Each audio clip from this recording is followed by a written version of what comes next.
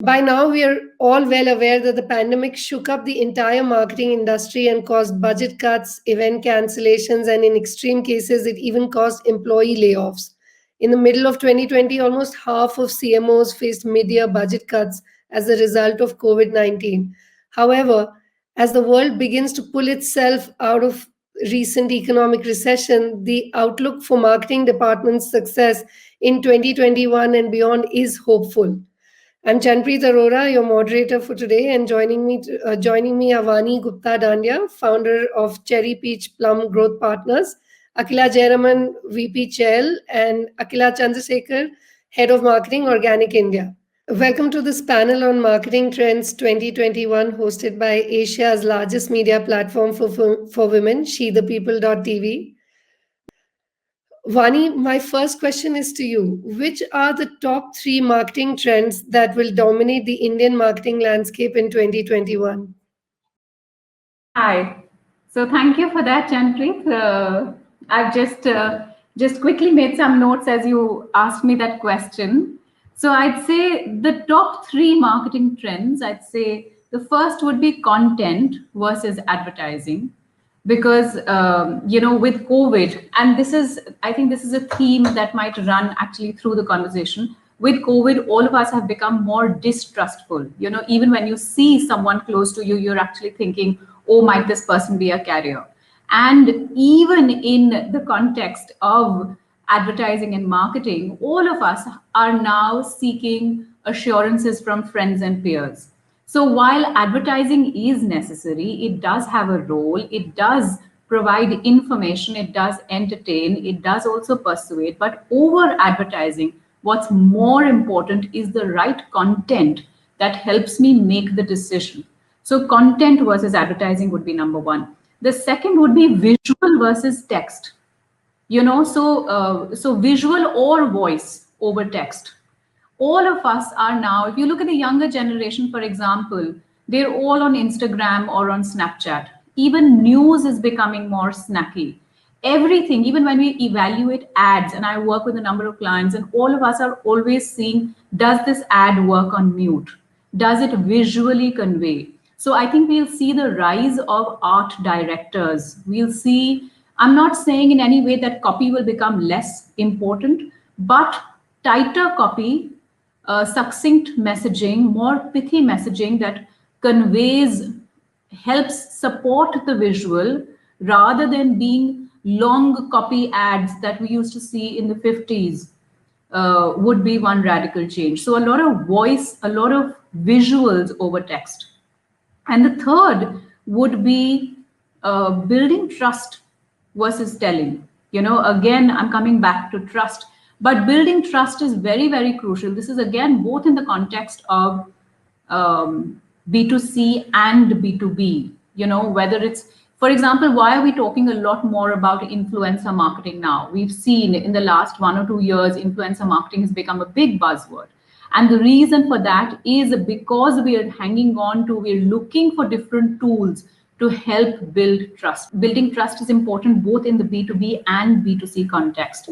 And that's the reason why we're hearing a lot about influencer marketing. We're hearing of social platforms like Bulbul, where we're doing a video show and tell, where we're trying to win trust by helping consumers see that here is someone just like you. Here is how this person who's just like you could use the product. This is what they think of it.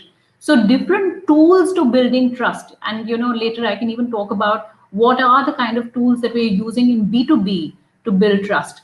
But building trust will account for a lot more than telling via 30-second TVC. So those would be my top three: content versus advertising, visual and video over text. And the third would be building trust versus telling. Akila Jayaraman, my next question is to you. What are the most exciting trends or innovations happening in your field of marketing right now? Could you share certain trends that you are heavily betting on? Yep, absolutely. And thank you so much for having me on this one. I completely echo what Vani just talked about. And, some of the things that actually going to be, I'm taking a leaf from what she said as well. So definitely one thing that has happened is that with 2020, certain things that we said would take 3, 5, 7 years, they were on that horizon. They just sort of like became, came to the center, right? So if you talk like 2, 3 years back, I used to talk about like three V's, or the industry used to talk about three V's, which is like video, voice, vernacular. And so in my view, I've added three more V's for 2021 to that. So one is visual, which is what Vani also touched upon, this whole short attention span economy, and just creating content in the post TikTok world has become for this 5-10 seconds. The second, on the vocal front, is basically this whole podcast economy that has come, right? Both from a creator standpoint as well as a consumer standpoint. So, it's a new medium that marketers and agencies need to think about of how brands can be present in that space. It's a different way of communication. And the third for me is what I call variety, is we were always a Bollywood and cricket country, right? I don't know where Korean drama came in from. So I feel like variety in terms of like just niches of content have come in, which is so interesting. So that's like one thing that I see I'm looking forward to from consumer standpoint in 2021. So that's one area, the three additional V's. The second area for me is just data. Now, again, digital and this whole thing about like going very digital has made brands and agencies realize that we're sitting on tons and tons of data, right? Just because of the sheer engagements we're doing digitally with consumers. And that again has brought the whole first party data conversation and action that brands need to take to the center of the table for many marketers. Again, also in the anticipation of a like cookieless world and things going away. So how do I make my digital marketing like work harder and smarter? The only way forward now is to like invest, think, strategize around first party data. So that's the second pillar. And the third for me is commerce. Now, having worked with many brands and in marketing, done like this effort to try and educate users to come online, buy online, transact online, subscribe online, it was a huge psychological barrier, right? Safety and security was a huge concern. But when I saw what happened in 2020, people just by force had to adopt, buying things online, transacting online, no choice. And then suddenly consumers have realized the convenience of it. So the barrier that we were trying to break through marketing of safety, security just went away, and the convenience came to the forefront. So that's when things like live commerce and what Vani also talked about, right? Now it is about how do you use platforms like Bulbul, etc., to do the engagement to make people continue to sort of build on that. So those would be my three like key areas that I'm looking forward to and investing in and like working on as well. Thank you, Akila. I think that's really insightful, and I'm hoping to see how I'm actually looking forward to see how Samsung adapts Korean drama in its advertising and marketing. So, Akila, my next question, Akila Chandraskear, my next question is to you. You know, the organic food category saw stupendous growth in the pandemic last year. However, it was a great challenge for you, and I saw you through the last year. On one hand, everything that you were doing in marketing came to a standstill and demand shot up. Can you share with us your perspective of how marketing as a function and your approach towards it changed completely in the pandemic? Yeah. Hi. It was so nice to actually hear, different viewpoints from the industry where most of the struggles seem to be to keep the sales going, right? To keep the demand going. And I found myself in a situation where the demand was there and we had to really think on our toes to make sure that you now reach the consumer. So, yes, the pandemic did, change things around as far as marketing is concerned, because until then, Organic India used to spend heavily on print medium. And the reason for that was that there is a certain credibility, there's a certain trust that the print medium carried, which could not have been brought about through a TV or a digital. I mean, digital was for information, but print carried a certain amount of credibility, You don't just say certified, you don't just say fly by night operators don't really operate in that medium. And suddenly the print stopped, right? So because people just stopped taking newspapers, magazines went out of the window, and everything just stopped. So for us, it was very difficult to move on to a fake medium, which is how we saw digital, and actually try to build credibility there, to say that, hey, this is, even though we've moved here. Secondly, what happened is the shutting down of the stores had to kind of force us to open up the e-commerce channel, which we anyway had, but we didn't focus on it so much because we felt that the consumer wanted to pick up the box, read about the consciousness, read about environmental packaging, read about what was at the heart of organic India. And now we had to go on to digital and move all that information there. So I think a conventional way of marketing changed, and I'm really coming from a little more a little more conservative way of marketing, unlike the platforms that Vani and Akila spoke about. I mean, bulbul for me is only a bird. So that way it just had to change. One had to change the perspective and look at how one can talk to people. The biggest advantage I saw in shifting was that information now that I was struggling to give, stories that I was struggling to tell on a 100cc ad, became much easier. So we immediately switched to articles, blogs.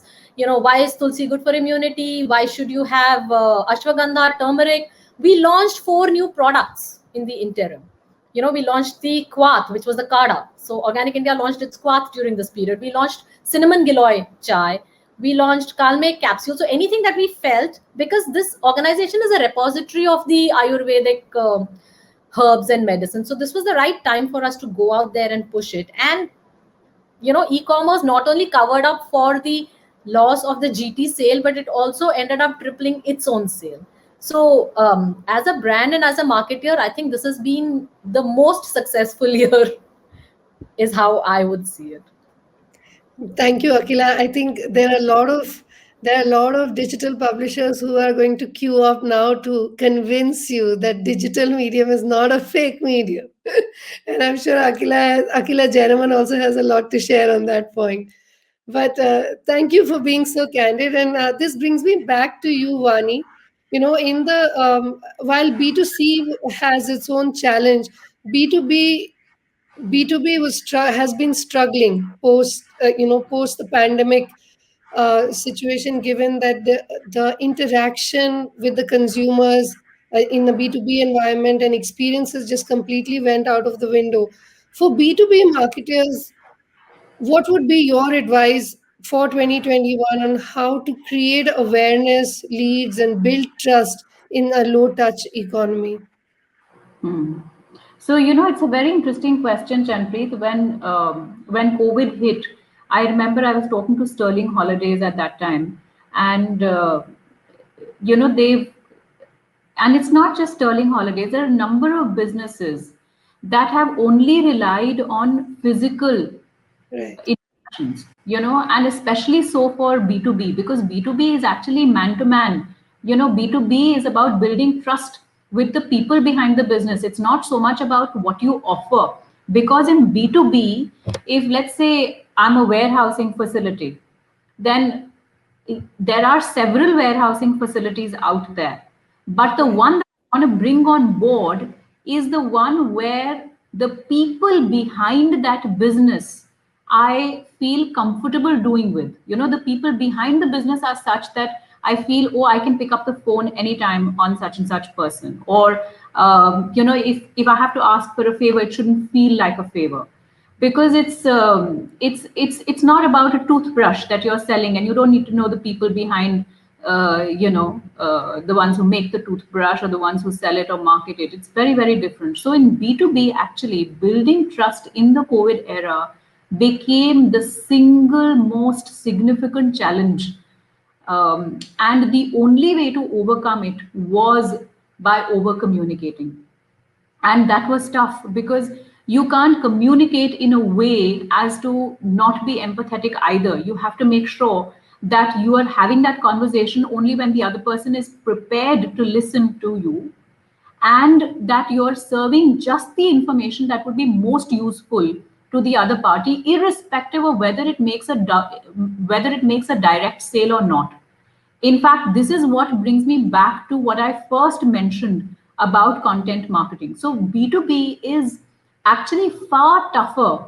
It really tests the mettle of a marketer because you have to stay invested in the long term, and you have to be able to constantly provide the right content in order to build relationships in the long term. The other thing about B2B is that it's never one single person. If you think of a large organization like a Unilever or an Infosys or any such organization, there is never one person alone who would make a large decision that would impact the future of the company. No, when it comes to, let's say, Okay. a certain software that has to be adopted in the entire company, or if it's a new warehousing facility, or it's a new video conferencing facility, or it's about robotic processes at automation or anything of the kind. So there is, there could be the CIO, the CFO, the CTO, the CMO, the CEO. With all of these different CXOs, each has his own agenda. And it's important that you, as a supplier, are able to speak to every man in his own language.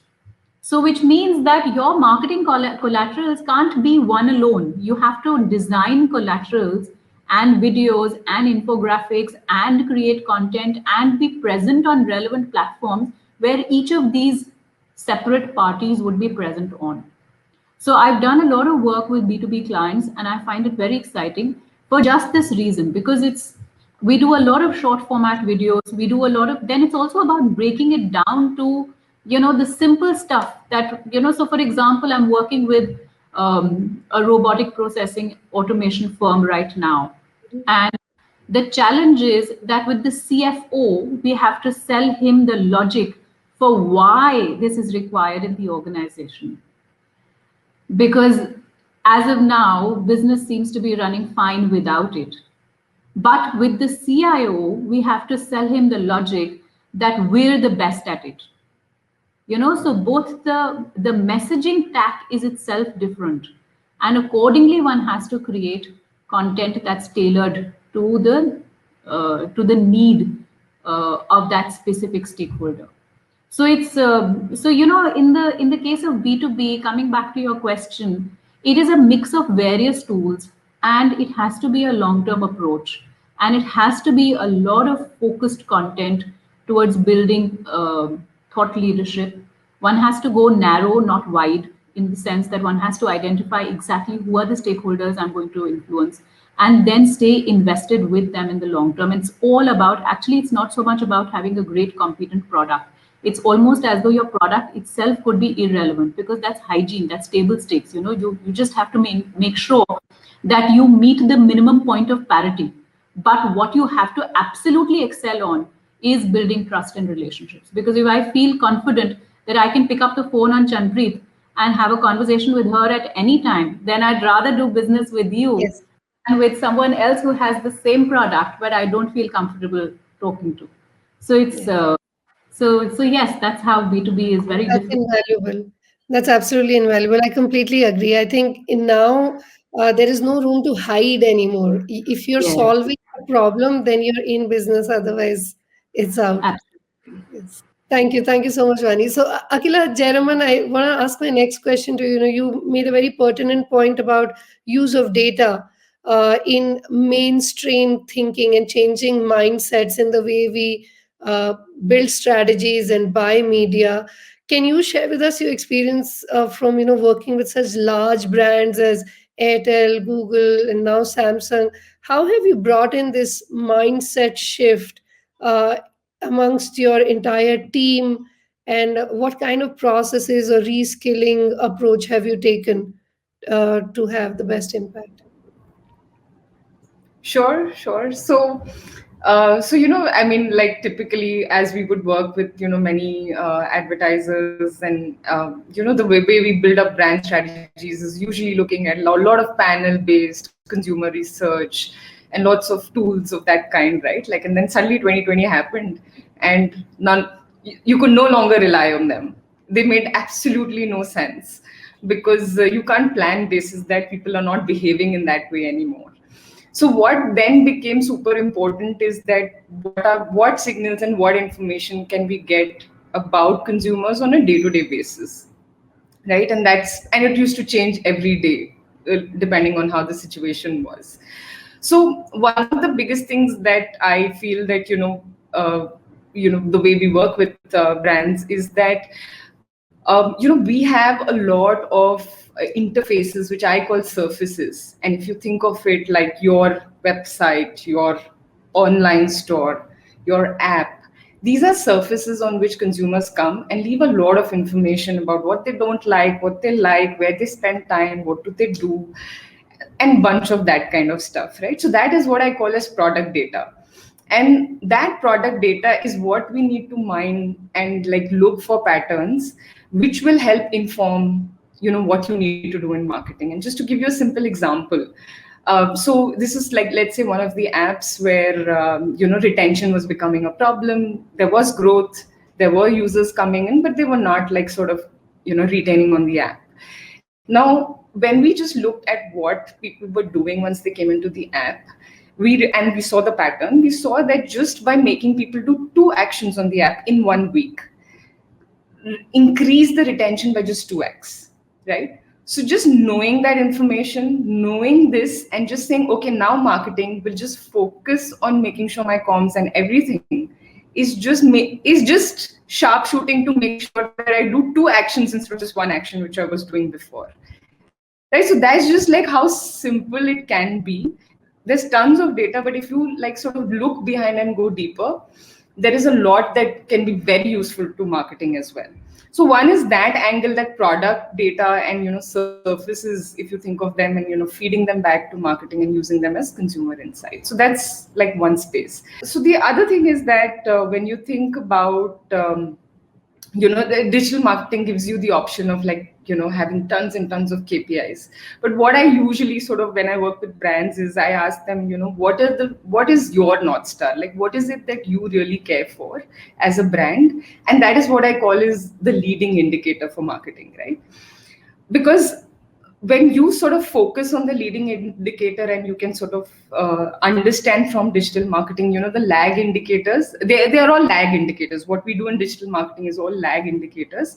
And if you can find that connection, that is when you sort of really understand like what is driving in and what's working and what's not working in your digital marketing. And the way to sort of do this is also in a very test and learn methodology, right? So pick a market, pick a region, do a test, do a hypothesis, see if the lagging indicators movement is affecting the lead indicators. If they are, great, scale the experiment. If they are not, drop it, build another hypothesis, right? So just doing that with rigor and with diligence helps in doing the right choices when it comes to digital marketing. And the final thing for me, and which I kind of like worry and think about quite often, is like, what is the kind of teams that we're building? Because today, both at the agency and the brand end, we need people with varied skill set, right? It's not just enough to have planners and like strategists, etc., or great campaign people who execute campaigns on the platforms, but it's also like I need people who can code, because there's tons of data. So like, who can run these queries for me and tell me some insights from there. I need people who understand tech. I need people also to understand creativity, right? Because the lines have blurred when it comes to in digital marketing on where does creative end and where does media start. So for me, I need people who can like sort of join the dots there as well. And of course, I encourage brands also to have people, because then you're doing the right conversations. So yeah, so those would be my quick inputs there. Yeah, absolutely fantastic insights. Thank you so much, Akila. This actually leads me to a question back to you, Akila Chandraskear. Uh, you know, it's been really interesting. 2021 was more like a black swan event, right? And it doesn't happen again, hopefully, for the rest of the world. But 2021 is here. And how are you planning to approach marketing this year, where you've had a high in 2020 on one hand, secondly, everything that you were doing has now been pivoted, and now you've moved to embrace digital marketing like you hadn't done earlier. How much of this will be retained, and how much of the old traditional ways of marketing will be retrofitted back into the system? Or are you looking at completely different innovations or experiences? Could you share some more with us? I think one of the points that I did mention earlier, which worked for us, was this whole information led marketing. So, when you have an expertise on something, so you're not so much a product brand as much as you're a knowledge brand, information brand. And that's where I think, the content part that both Vani and Akila have really, highlighted it, is actually going to play a huge role in what kind of content can be generated. And one of the things that I realized as a marketer is actually content is the biggest gap that most organizations or most brands face. And that seems to be our advantage actually. We've tons and tons and reams of content curated over the last 2 decades, over the products, on immunity, on inflammation, on, and bang on all the search words. So something that we could have bought very cheap initially, in terms of the Google search, was now we're paying a bomb simply because the world is now woken up to it, which helps because it also means that I'm not spending so much on breaking barriers or mindsets. They're being broken by by the environment, by the digital world. I just need to ride it. And how do I write it is by showcasing the expertise.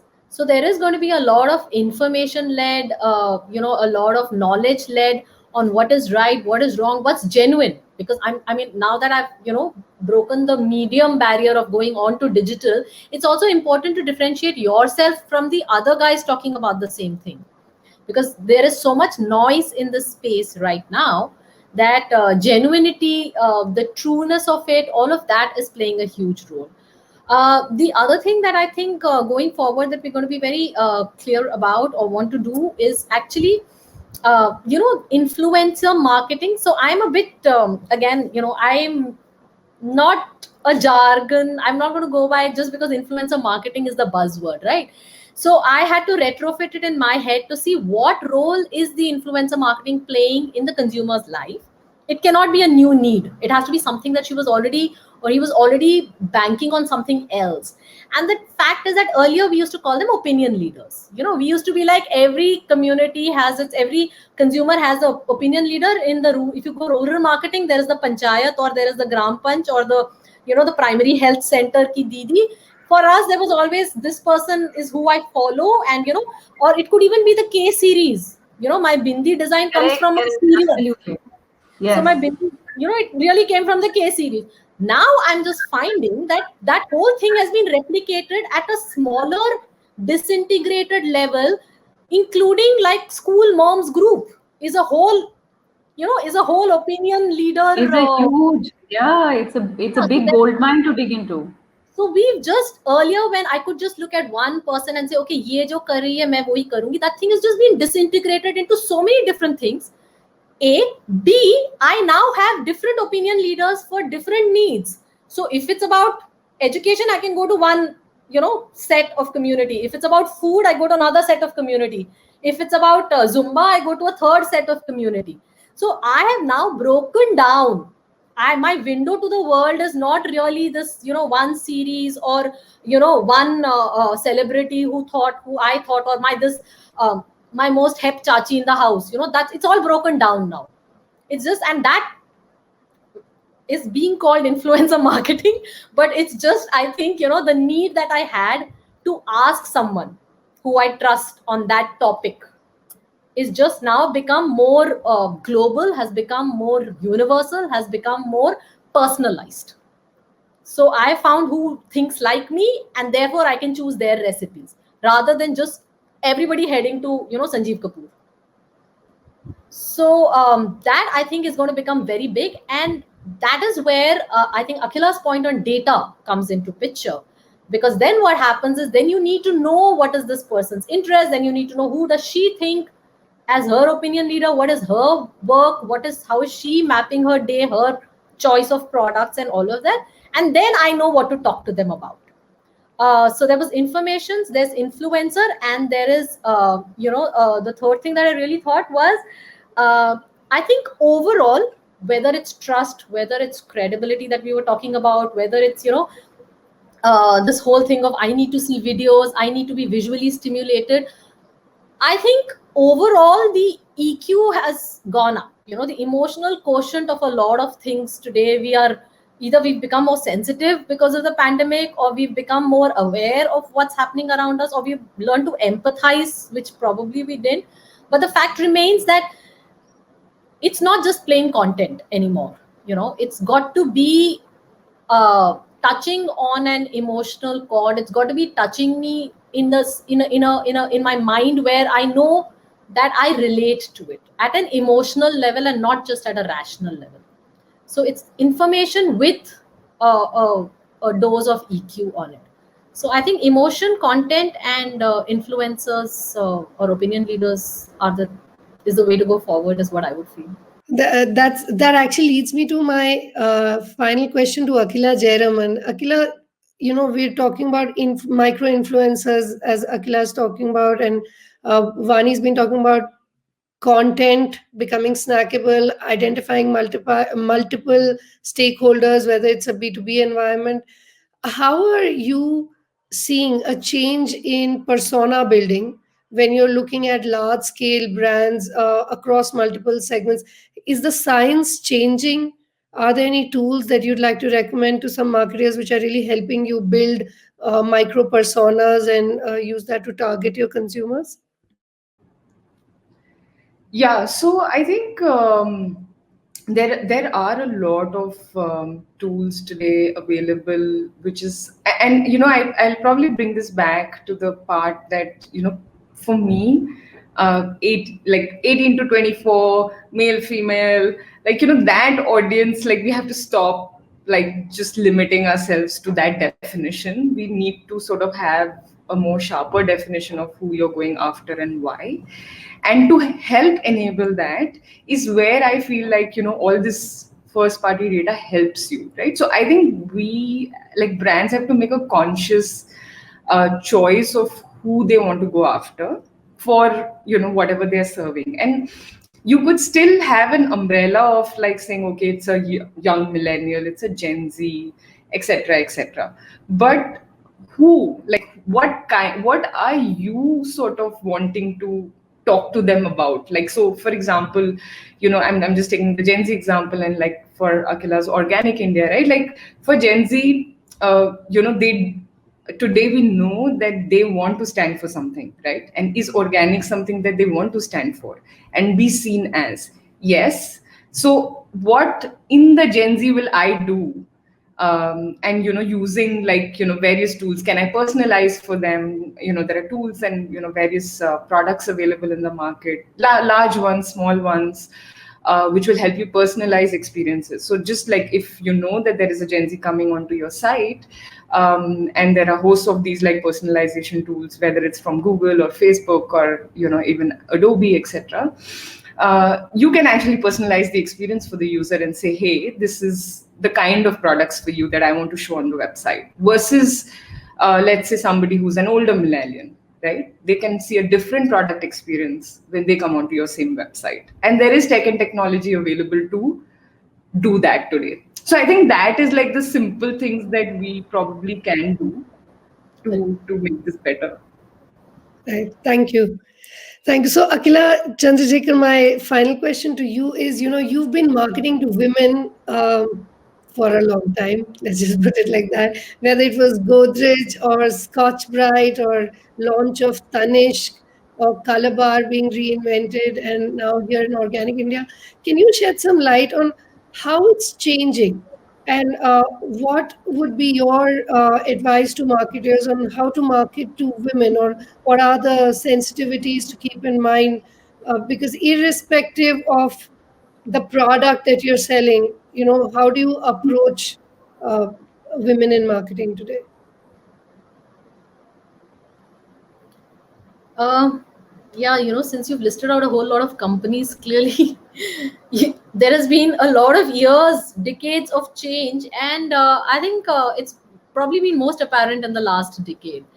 And earlier, when we used to market, so for instance, when we were talking about, maybe a good night, or when I was talking about a Scotch bride, we always felt that the woman and her world was, around her family, around her kids, and her window to the world used to be the kids. So actually, because they are the guys who step out, and it was the husband who would step out. So that is her information gathering, what's happening around the world kind of thing.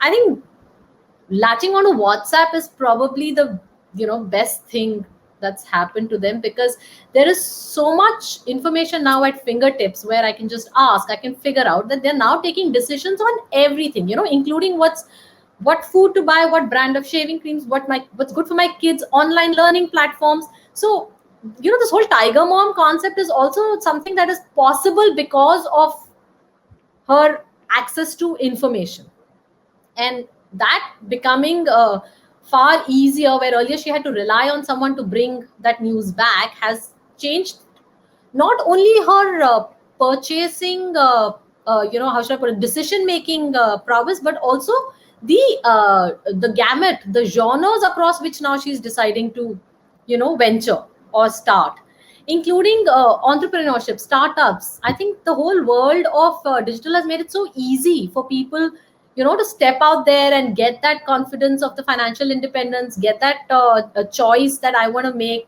without compromising on the family duties. Because all said and done, I think almost 70 to 80% of women still don't want to, consciously don't want to let go of the house. They're very particular about it, and it's not a guilt, or it's not a compromise. They're very happy doing both. And this, now the digital platform has actually given them that option to do that. So mentally, I think what now they seek information, they seek product knowledge, they seek opinions, they seek the choices, endorsements, testimonials. Before, they were fed all of this, and now I think the biggest shift has been that now I am going to go out and look for what works for me. And therefore, I think as a marketer, this their needs, what we always start arriving at in our brief or in our communication, is what is the need you're trying to fill, what is the gap that you're trying to match in her mind, where she's not today satisfied. I'm saying that need has now been, it's evolved so much, in the sense that it's no longer just I want clean clothes, or I want the segmentation, the micro segmentation of the needs is now huge. And therefore every brand now can find its niche, pick out what it wants. And exactly like Akila said, what does the Gen Z want from organic? It may not want weight loss, it may not want detoxification, because they don't think they've reached a stage where they're toxic, or they've consumed toxicity anymore anyway. But they may just want a whole different space of wellness and yoga and calm, peace of mind, and all of that, which may be a whole different way of speaking to them. So similarly for women, I feel the micro segmentation now becomes very important. It's not one shoe fits all, and she's expecting to be catered at a personal level, not at a all female 24 to 34 level. Can I just add to that, Chanpreet? Yes, please. No, so what she said was so lovely about how women are now seeking information versus being fed information. I have this favorite line of mine, which is that today we're all mass communicators. Today, there was a time of mass communication where, communication was one way, but now we're all mass communicators. And this is more relevant for women, because women by nature, we just by nature like that, we network more, we reach out more. We, since evolution, um, sort of evolution's taught us that the only way to survive was actually to connect. When the men left the house and we were left, with the home and the hearth and the kids, it's we who were connecting and forming mini communities and keeping it all together. That's what we do even now. It just comes from a long history of evolution. So everything that Akila said, absolutely. So zoning in into micro communities and being able to moderate the conversation, because everybody's talking is actually more important for a marketer than doing that one-way communication of that one 30-second ad which sort of takes care of everything. That doesn't work anymore. And Right. Chanpreet, may I take the liberty of, taking on from what Akila Jayaraman said on Yes. Gen Z, on how Yes. the Gen Z looks for causes, that they want to stand for something and they want to be seen as something. I feel about this, there's been so much spoken on purpose led marketing. And we're all just so carried away by this big buzzword. And Unilever made this big announcement on how all of our brands are going to move to purpose led uh, marketing. I want to say that yes, it's true. Of course, it's true that for Gen Z, like Akila of Organic India also said, it may not be weight loss or detoxifying. It might actually just be about being seen as cool because I've adopted this brand and it's a cool brand. It's not really about any functional features. Yes, but at the same time, when brands try very, very hard and latch on to a purpose only because it's the right thing to do, because as a marketer it makes me look good and I might be able to stand on some stage and win some award, because I've latched on to gender equality, or I've latched on to uh, I don't know, the zillion other jaded causes, then it starts to feel very inauthentic. Because I find it absolutely, there's absolutely nothing wrong in a chewing gum wanting to simply, entertain. Yeah. If if a brand can just make me laugh and have no heavy duty purpose led marketing to it, no heavy duty cause advertising to it, we can just make me laugh, and I remember the brand for just that, I think they've done a stellar job.